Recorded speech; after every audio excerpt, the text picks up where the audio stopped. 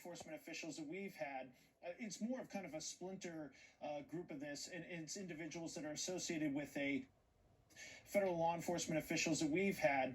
It's more of kind of a splinter group of this, and it's individuals that are associated with with the Boogaloo movement, which sounds kind of silly to say coming out of my mouth, but essentially it's a movement that believes in anti-government, anti-liberal groups. They want violence against cops. They want to kill law enforcement, and they want to essentially create a second civil war, the result and outcome of which isn't federal law enforcement officials that we've had.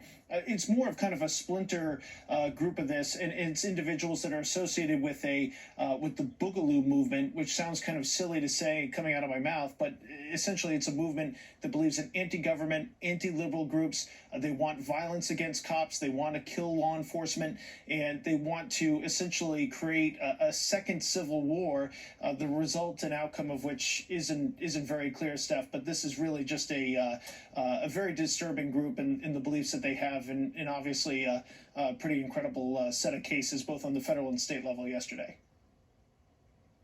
It's not silly, maybe a stupid name, right? But it's domestic terrorism. Tom, thank you. I do want to bring in Barbara McQuade. She's a former U.S. attorney in Michigan, and Democratic Congresswoman Debbie Dingell, who represents Michigan's 12th district.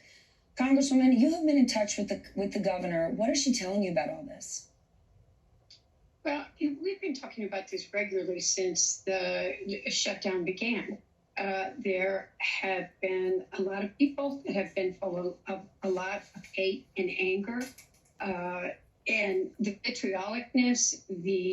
I think you showed shortly before what happened at the Capitol at Lansing, which to me was just unacceptable. That when we're in the middle of a pandemic, that you had people without masks, not keeping their physical distance, handing out candy to kids with assault weapons, blocking entrances to ambulances, and with swastika and Confederate sign.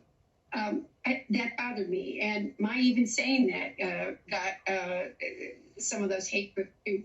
We got too much hate in this country. We are being divided by fear and hatred, Stephanie. And all of us, this isn't all of us. It isn't one person or the other. Have to stand up to violence by anybody, whether it's coming from the far right, the far left, or people who are just angry. It's not okay. It's just simply not okay. And we all need to take a long think about what we saw yesterday with the governor, and we need to stand up to this hate. Then I have to ask you, Congresswoman, you yourself have had armed protesters outside your home.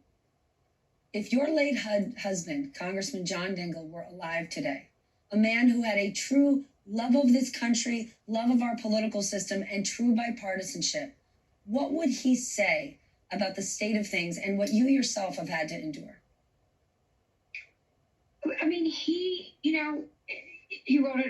dictated something to me the day that he died, and he wrote an epilogue in his book just months before he died, where he said that this democracy is in our hands and that we need to take very seriously what is happening.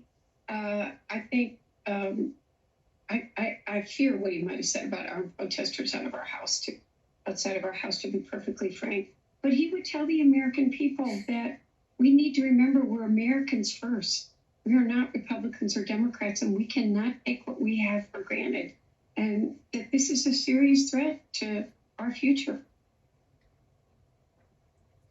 Barbara, talk about